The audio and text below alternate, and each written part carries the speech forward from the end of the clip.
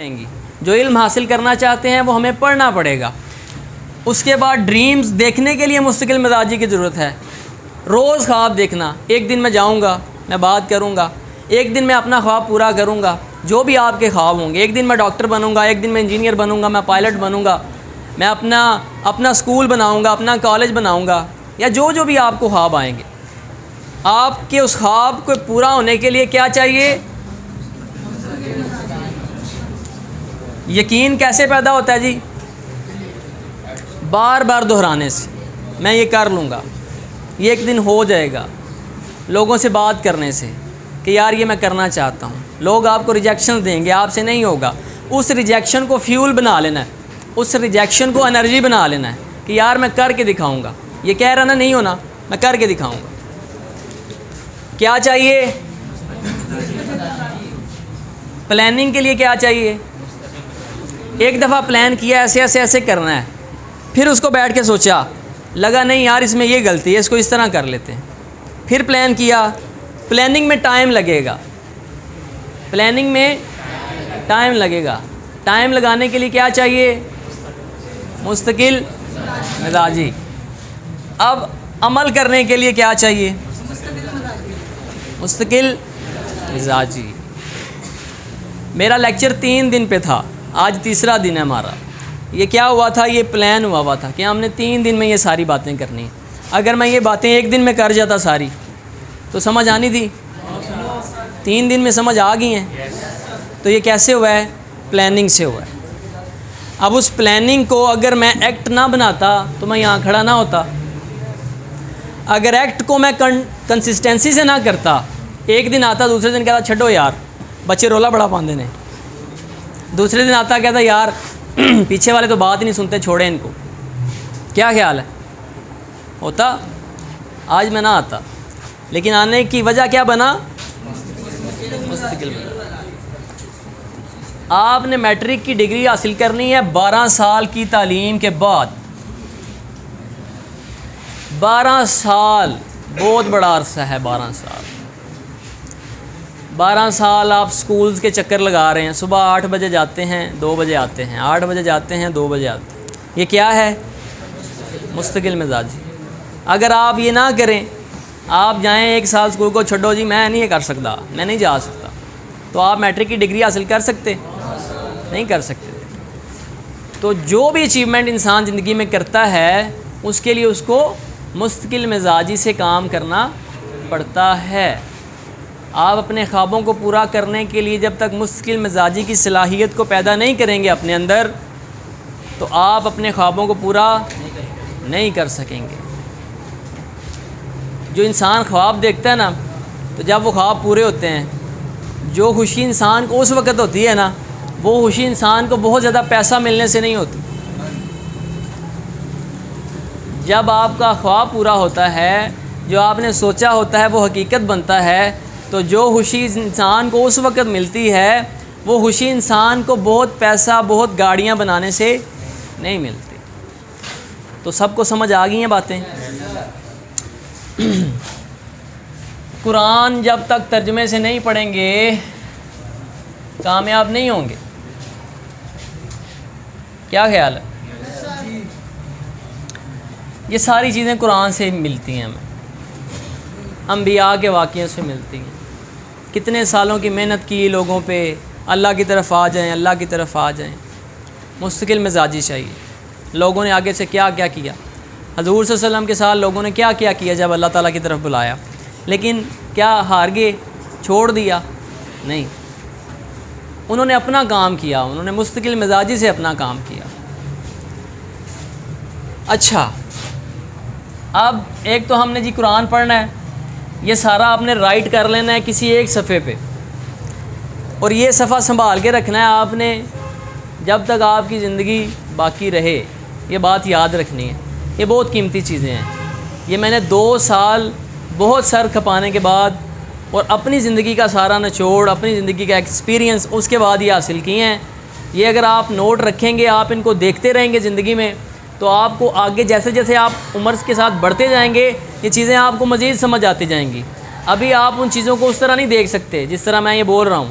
لیکن جیسے جیسے آپ بڑے ہوں گے نا، آپ پہ ذمہ داریاں آئیں گی، آپ کو دنیا کی ریالٹی سمجھ آئے گی، تو پھر آپ کو سمجھ آئے گی کہ ہاں یار اس کے بغیر نہیں ہو سکتا، ورنہ ہم دیوار میں سر ماری جائیں گے، ہم بہت سارا پیسہ کمانے کی کوشش کرتے جائیں گے، ہم اچھی زندگی گزارنے کی کوشش کرتے جائیں گے، لیکن ہم سے ہوگا نہیں، کیونکہ ہم نے اس کا نالج ہی نہیں لیا۔ پیسہ کمانے کا نالج نہیں ہوگا تو زیادہ پیسہ نہیں کما سکیں گے۔ آپ کو ایک ایگزامپل دیتا ہوں، آپ یہ دیکھیں گے جو بیکورڈ علاقے ہیں تھوڑے سے، مثال کے طور پہ جو گاؤں ہیں، گاؤں میں جو پیشہ ہے پیسہ کمانے کا وہ ہے زراعت کا۔ اب وہاں پہ جو بچہ پیدا ہوگا اس کو پیسہ کمانے کے کون سے طریقے پتہ ہیں جی؟ فصلوں سے پیسہ کمایا جاتا ہے۔ جو بچے خیالی میں رہتے ہیں ان کے ارد گرد زیادہ تر لوگ جابز والے ہوں گے، مزدوری والے ہوں گے، ان کو پیسے کمانے کا کون سا طریقہ آئے گا؟ مزدوری، جابز۔ لیکن جو شیخ صاحب کا بیٹا ہے، جو کسی ٹاؤن میں رہتے ہیں، جو کسی فیکٹری کا مالک ہے، اس کے جو بچے ہیں وہ جس ماحول میں رہتے ہیں اس کے ارد گرد سارے فیکٹریوں والے ہیں، اس کے ارد گرد سارے امپورٹ ایکسپورٹ والے ہیں۔ اس بچے نے پیسے کمانے کا وہ طریقہ سیکھا جسے کروڑوں روپے آتا ہے، مزدور کے بچے نے پیسے کمانے کا وہ طریقہ سیکھا جسے ہزاروں روپے آتا ہے۔ بات سمجھیے میری آپ نے؟ اگر آپ کروڑوں روپیہ کمانا چاہتے ہیں بری بات نہیں ہے، لیکن آپ اس کا طریقہ سیکھیں گے، اور جب طریقہ نہیں نہ سیکھتے، ہم ڈاکٹر بن جاتے ہیں اس لیے کہ ہم کروڑوں کمائیں گے، تو ڈاکٹری میں کروڑوں نہیں کمایا جا سکتا، کروڑوں تو فیکٹری والے کمائے جا سکتے ہیں۔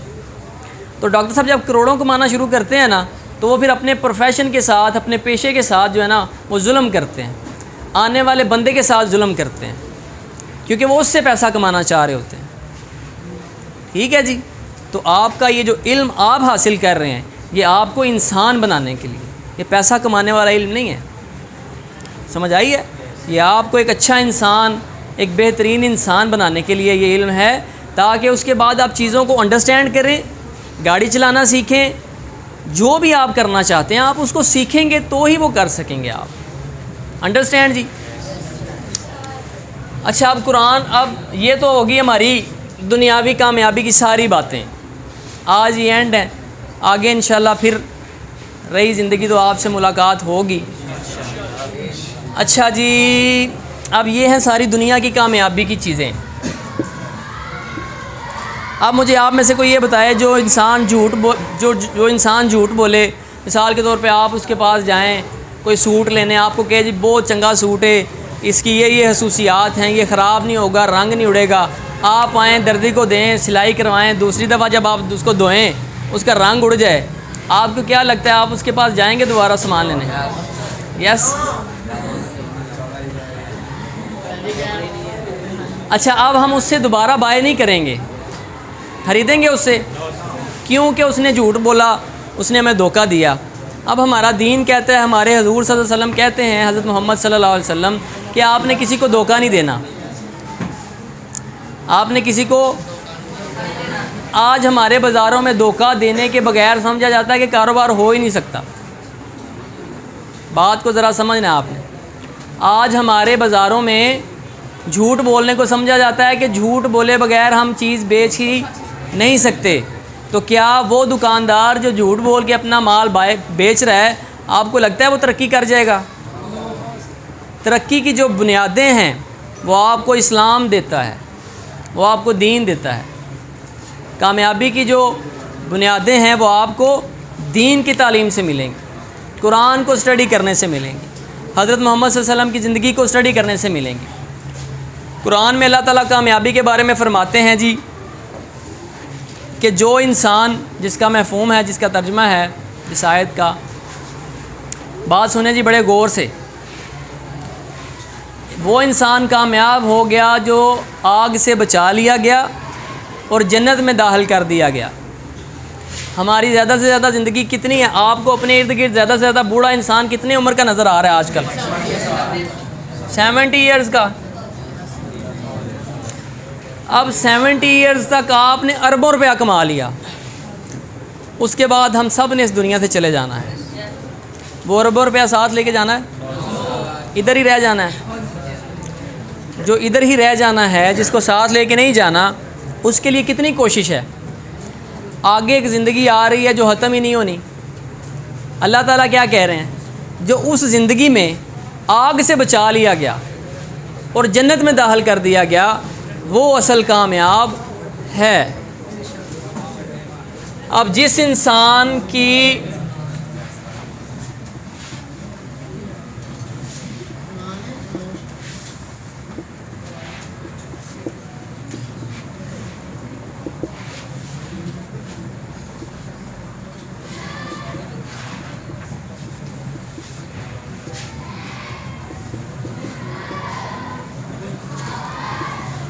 جو آگ سے بچا لیا گیا اور جنت میں داخل کر لیا گیا وہ کامیاب ہے۔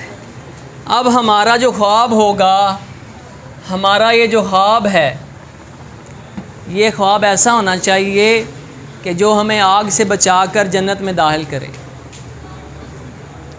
ہمارا خواب کیا ہونا چاہیے؟ آپ نے پیسے ضرور کمانے زندگی میں پیسے کما رہا ہوں، لیکن یہ جو کام ہو رہا ہے یہ کیا ہے؟ یہ آگ سے بچا کر جنت میں داخل کرنے والا کام۔ اس کا جو میرا مقصد ہے، اس سے جو میں حاصل کرنا چاہتا ہوں، اس سے جو میں کمانا چاہتا ہوں، وہ کیا ہے؟ آگ سے بچنا اور جنت میں داخل ہونا۔